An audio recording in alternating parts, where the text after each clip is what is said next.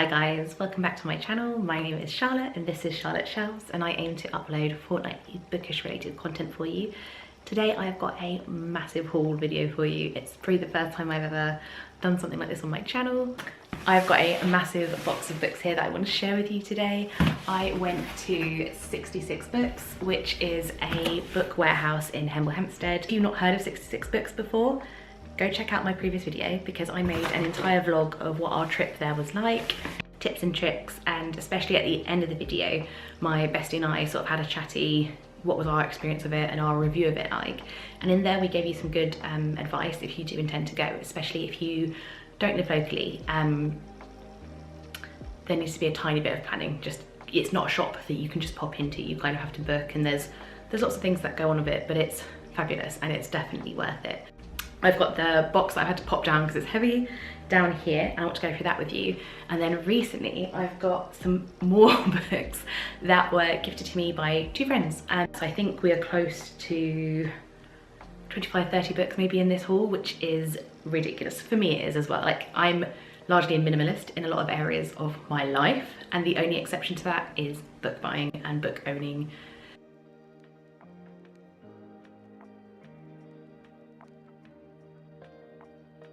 I'm starting with one that I see is in a lot of 66 Books hauls, and it always seems to be kind of available at the warehouse, and that is Scythe by Neil Shusterman. I read Dry by him last year, and that was a really good thriller. They did have all three in this trilogy also available, which is quite rare in 66 Books. There are other series, they don't always have a complete series, for example. My understanding of this book is that it is set in a world in which humans live forever and don't die, and there are these creatures or other persons who are tasked with actually being the arbitrators of delivering death to people. So the back of this says, what if death was the only thing left to control? In a perfect world, the only way to die is to be gleaned by a professional scythe. When Citra and Rowan are chosen to be apprentice scythes, they know they have no option but to learn the art of killing. However, the terrifying responsibility of choosing their victims is just the start. Corruption is the order of the day, and Citra and Rowan need to stick together to fight it. Then they are told that one of them will have to glean the other. This book I got was Hidden Pictures by Jason Rekulak, is that how you pronounce it? Blurbed by Stephen King. I've seen this a lot on BookTube and BookTok, and I understand it's very popular, and I don't know a lot about it. It just looked like a super good, genuinely creepy thriller. I've watched one or two people do reading vlogs of it, so I have a rough idea of what it's about, but I'll read you a bit of the blurb. Mallory is delighted to have a new job looking after gorgeous 5-year-old Teddy. That is until Teddy starts to draw disturbing pictures of his imaginary friend, Anya. It is quite clear to Mallory and to Teddy's parents, even in his crude, childlike style, that the woman Teddy drawing in his pictures is dead. Teddy's crayons are confiscated and his paper locked away, but the drawings somehow keep coming, telling a frightening story of a woman murdered. But if Teddy isn't drawing the pictures anymore, who is? And what are they trying to tell Mallory about her new home? And next book I got was Sincerity by Caroline Duffy. She's one of my favourite poets, and I think this is, I believe it's her last anthology or collection published while she's Poet Laureate. I think she's stepped down now. And how gorgeous is that cover? Like, beautiful. I have another horror thriller, and this was one of the things that did surprise me about 66 Books, was how many big name thriller horror authors and writers that they had. Like, the next one is one of those, and it is A House at the Bottom of the Lake by Josh Malerman. And how cool is that cover? I only read Bird Box last summer, and I loved it. I thought it was great. A really easy but still spooky, still twisty kind of read. There's a film adaptation of this, and I couldn't finish it because I really struggle with things that are underwater or large expanses of water, things under the ocean. Like, they make me feel very dizzy, almost like I've got vertigo or something. I struggle, which is why I picked up this book. I'm hoping it's going to really scare me and like really F me up, because the whole book I know is based underwater. I don't think I finished the film in the end. I think I ended up skipping through bits of it because it's one of those really bizarre but genuine fears that I have, and the film adaptation of this spooked me so much. So I'm going to read the book version of it. The film version of this, I remember it being a couple go to explore a house that is literally sitting at the bottom of a lake. I think it's a deep water paranormal thriller horror. The next book I picked up, I'd heard it talked about on My Favourite Murder podcast and a couple of other podcasts like that as being a really good true crime classic book to read, and it is Midnight in the Garden of Good and Evil by John Berendt. I also know it's set in the Deep South, I think. Yeah, and then this is also meant to be really interesting. I'm gonna read you a touch of the blurb. A crazy quilt of oddballs, posers, snobs, sorceresses and outlaws. It's a seductive portrait of Savannah society framed by the notorious trial of antiques dealer Jim Williams for murder. It became an international bestseller and an instant classic. And also that cover, like, isn't that great? Oh my goodness. The next book I have is another, I think it's horror, but it's kind of literary horror historical fiction. It's kind of like a hybrid, and it's called Hex. And again, that looks fantastic, doesn't it? But I'm going to read you the blurb so you get a better idea. A 17th century woman with sewn shut eyes and mouth walks its streets and enters homes and watches people when they sleep. They call her the Black Rock Witch. So accustomed to her presence, the townfolk often forget what will happen if her eyes ever open. To protect themselves, the Black Spring Elders use high-tech surveillance to quarantine the town.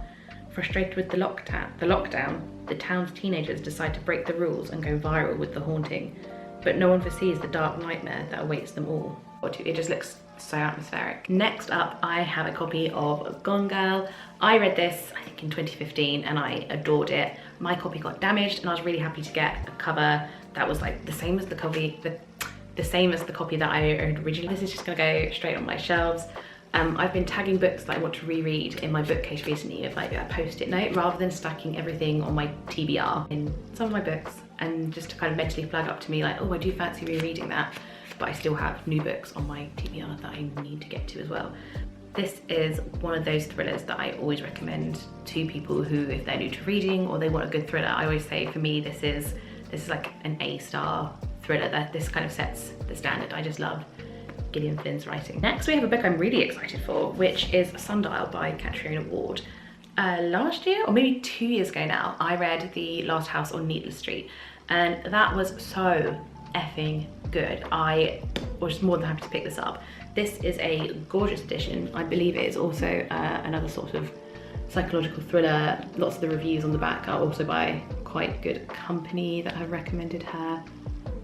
Look at that. Without its dust jacket, again it's still foiled and it's really pretty. It's got really punchy end papers and it's just a nice copy. Like, it's a nice size font too.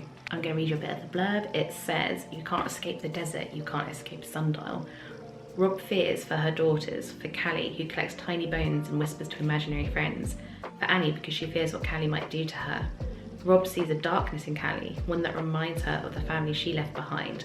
She decides to take Callie back to her childhood home, to Sundial, deep in the Mojave Desert, and there she will have to make a terrible choice. Callie is afraid of her mother. Rob has begun to look at her strangely, to tell her secrets about her past that both disturb and excite her. And Callie is beginning to wonder if only one of them will leave Sundial alive." It's quoted as a stunning thriller exploring the toxicity of the mother-daughter bond and the power of the past to twist the present.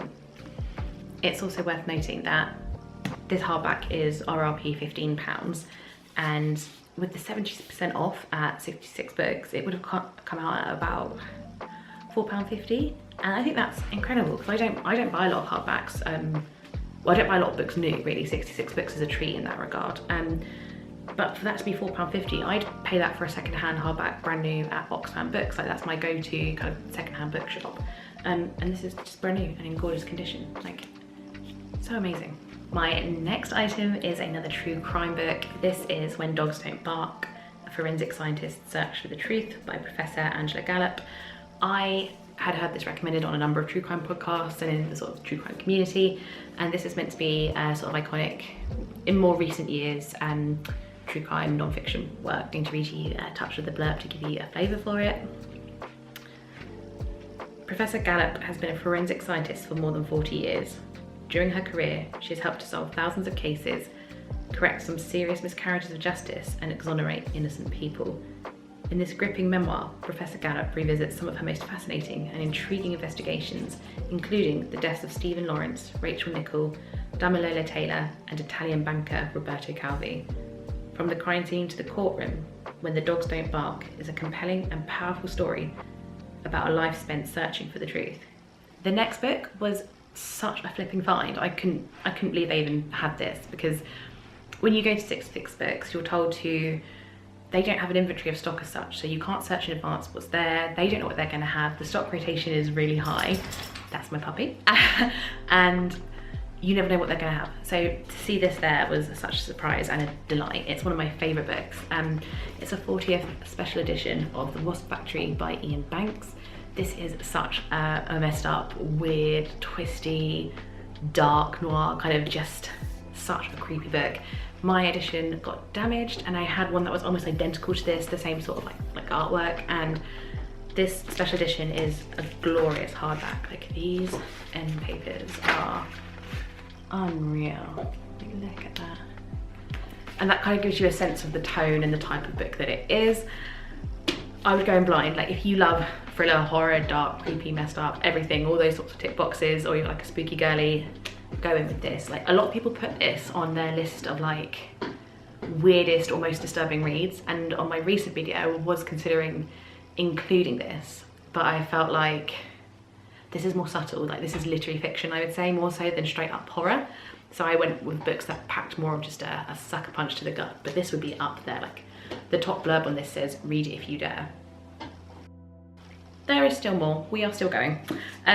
I grabbed this, another lovely hardback. It's a poetry anthology collected by Anna Sampson. Yes, She Will Soar, Bright, Brave Poems of Freedom by Women. I had the book that came out before this called She Is Fierce, and that was another anthology collection of female poets, and it was phenomenal. It was one of my top books of 2024. I just thought the selection and breadth of women's poetry that was collected in it, I thought it was beautiful. It was just a real testament to women's writings, and so I had no doubt in my mind about grabbing this, and it's just lovely. I really like her as a, I don't know if editor is the correct word, but I loved what she sort of assimilated in the previous book, which is She Is Fierce. So I'm really looking forward to reading this. It has poets by my favourites, such as Caroline Duffy, but also Christina Rossetti, Sarah Crossman, Emily Dickinson, Nikita Gill, Holly McNish, Grace Nichols. So it's got a real blend of, across the centuries really, women's writings across the centuries, and also contemporary poetry. I can't wait. Next up is Sparring Partners by John Grisham. If you like John Grisham, you know what to expect with John Grisham. They are sometimes cozy but really easy to read, legal thrillers, courtroom thrillers, sort of courtroom dramas. This is 3 novellas in one book. I think we are revisiting Jake Brigance. So if you like that series, he's also featured in here in this sort of novella. I think the other 2 are standalones, but I'm really looking forward to this. I've got to stop saying that because I think, oh God, I think this is another one that I'm going to take on my spring holiday with me, because John Grisham is so easy and just like, to me this is like cozy reading. I don't know what that says about me, but like a legal or courtroom thriller, especially when I'm on holiday and I've got nowhere to be, like, this is perfect. The final book I got from 66 Books was it was also the last book I actually picked up, is this non-fiction book, and it's kind of everything that I'm into, like spooky, weird, paranormal, but magic, but just odd stuff. What a great introduction to a book, by the way. It's called The Spectacle of Illusion, Magic, the Paranormal, and the Complicity of the Mind. And this is the cover. When we were navigating our way around the warehouse, my friend pointed at that and went, "Oh, that's a bit of you," and I went, And then I started looking through it, and I thought, yeah, this is a bit of me. And I think it's a history of magic, but also a history of kind of how the phenomenon of the paranormal has been marketed towards us for mediums and psychics and illusionists and things like that. And it's got some beautiful images. It also, I think, talks about hoaxes, and these are like some early images of like sightings of the paranormal. And I think it's as much about the history of it as I think, to me, it's looking like they also talk a lot about the celebrity of illusion, because I can see already there's some famous illusionists like Houdini in here, and oh, is that the Engerfield Poltergeist? Uri Geller's referenced it. Oh my goodness, these images, if you are into like spooky stuff, you'll know what that relates to.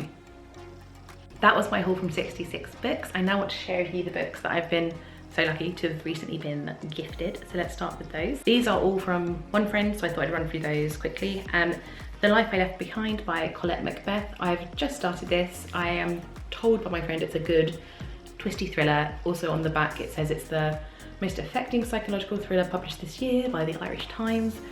Don't know much about it. I know it's got about 3.7, 3.8 on Goodreads, and that was enough for me. There's another thriller, I believe. It is The School for Good Mothers. It's described as a handmaid's tale for the 21st century by India Knight. It's described as an explosive and thrilling novel about love, perfectionism, and parenthood. The handmaid's tale for the Squid Game generation. Next we have some romance. So it's Not in Love by Ali Hazelwood. I think my friend gave this 1 or 2 stars. She said it was that bad, but she was like, you might like it. So I'm gonna give it a try. I will get to it. I do want to read more Ali Hazelwood. I keep saying that because I enjoyed one book of hers. This might change me, I'm not sure. But yeah, if you've read it, let me know what you thought and if I should read it. It's gonna stay on my TBR for a little bit anyway. But if you enjoyed it, do let me know. Next book she gifted me is Unraveling Oliver by Liz Nugent, who is the author of Strange Sally Diamond. And that was one of my favorite books of this year so far. It was the oddest, twistiest, most unpredictable thriller I'd read in a really long time. And I'm more than happy to pick up another book by her and see if she's going to be someone that I keep as a staple or in my roster of like thriller writers, because if I really love someone, I like to work my way through everything they've written really. My friend said this was also not as good as Strange Sally Diamond, and I think she gave it a 3, so I'm still going to give it a go. And also I think because it's a novella, I'm more inclined to dive in. If it was another book that was perhaps like 500 pages and it only got a 2, maybe 3 star, I might be less inclined to pick it up. The next 4 that I have are Stephen King's. These were gifted to me by a different friend, and I don't know a lot about them. I'm slowly working my way through all of his books anyway, so I'm really happy that I've got physical copies of these. The first one is Christine. Also, look how vintage and cool and retro that cover is. Isn't this the one that's like about a killer car or something? Love it. It's quite chunky, but I'm looking forward to reading that because that's one of his earlier ones too, I believe. Next we have Duma Key. This is the one out of the 4 that I think I'm going to start with first out of them. I feel like this is a bit more recent. I don't know anything about it, like other than the blurb, but that cover is really cool. A lot of the contemporary paperbacks I see are like in this publishing style. Yeah. We have Revival. I had featured this on a previous video because I was going to try and get around to reading it in February, and I just haven't. And the final one is 4 Minutes Past Midnight. This is a chunky little guy with like super tiny text, but we will get through it. We got through it. If we can get through it, we can get through anything. And this is a slightly older edition as well, and I believe this is a slightly earlier published book. If you are a Stephen King fan, do let me know of the 4 you think I should go to first, like whether it's Duma Key or it's this or the Revival. Let me know which one you think I should start with. So there's 2 more books and then we're done. Another horror, a classic horror that I've wanted to read for such a long time. I loved the film adaptation of this. It's Rosemary's Baby by Ira Levin. I don't normally love movie covers of books. I think a lot of us don't, but this is such a vintage kind of pulpy paperback copy. It's also not very long at all. What did I read by Ira Levin recently? I think it was Stepford Wives. I think that's by him. I'll edit this out if that's incorrect, but I really loved Stepford Wives, so I'm more than happy to read more of what he has written. This is the final book, I promise. The Cement Garden by Ian McEwan. This was talked about quite a lot in my previous video about distressing and disturbing books. This is one of the most grotesque, horrible books that I've had the misfortune of reading. I think it's incredible in that sense that it provokes such a stomach churning reaction as a reader. When I first read this, I'd never read a book that made me feel nauseated, and that was a unique experience. Not one that I'm often keen to repeat, but my copy got damaged and I was really happy to have this replacement, this paperback version. It's in really great nick. I don't think it's been read, the spine's not even broken. If you made it this far, thank you so much for watching. I appreciate that was a lot of books. Do let me know if you intend to go to 66 books as well, and if you had a successful haul like I did. I'm thrilled with everything that I managed to get. I went in there not thinking I was going to find much, and also because you're told to lower your expectations about the stock and their availability, and coming out with 13 books or however many it was in the end was not intended, but it was not unappreciated. Because my TBR right now is so big, if there are any of these books that you think I should prioritize first, just let me know, like help me out, because my TBR isn't going down. But I think after this haul, I'm gonna have to be on a ban. Like, no book buying for me probably for the rest of the year. Thank you for watching today's video. Please do like, comment and subscribe, and I will see you soon.